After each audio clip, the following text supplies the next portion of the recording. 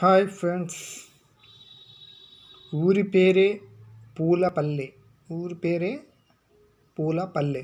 సీజన్తో నిమిత్తం లేకుండా కనిపించినంత మేర పూల తివాచి పరిచినట్లు బంతులు చేమంతుల తోటల్ని చూడాలనుకుంటే మహారాష్ట్రలోని పూలాంచ గ్రామానికి వెళ్ళాలి. అవును, నికంవాడి అన్న ఆ ఊరి పేరు అసలు పేరు చెబితే ఎవరికీ తెలియదు. పూలాంచ అంటేనే తెలుస్తుంది. మరి అక్కడి నుంచి రోజు ట్రక్కుల కొద్దీ పువ్వులు నగరాలకు రవాణా అవుతుంటాయి. ఈ పల్లెలో కొంత కాలం క్రితం వరకు కూడా రైతులు పసుపు, చెరకు పండించేవారు.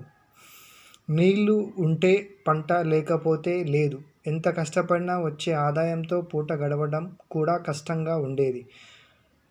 వెంట పడగా పంట అమ్మిన వారికి ఏడాదికి కానీ డబ్బు ఇచ్చేవారు కాదు.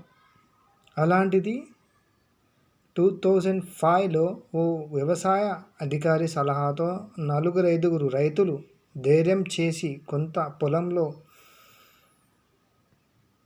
తక్కువ సమయంలో బంతిపూల సాగు చేశారు. వారి చేతికి డబ్బు అందడం చూసి మిగిలిన రైతులు బాగా ఆకర్షితులయ్యారు. క్రమంగా 170 మంది చిన్న రైతులు 200కు పైగా ఎకరాల్లో పూల సాగు చేపట్టారు. బంతిపూలతో పాటు 8 రంగుల చేమంతుల్ని పండిస్తూ రోజు 12 టన్నుల పూలను ట్రక్కులో నగరంలోకి మార్కెట్కి పంపుతున్నారు.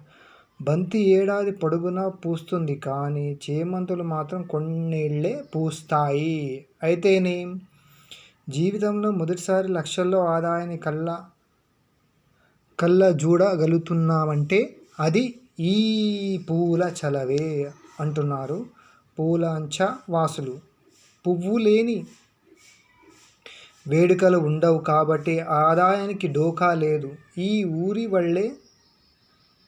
వాళ్ళే పూల మొక్కల నర్సరీ కూడా నిర్వహిస్తూ చుట్టుపక్కల రైతులకు పూల తోటలు పెంచుకోవడానికి సహాయం చేస్తున్నారు. Bye friends.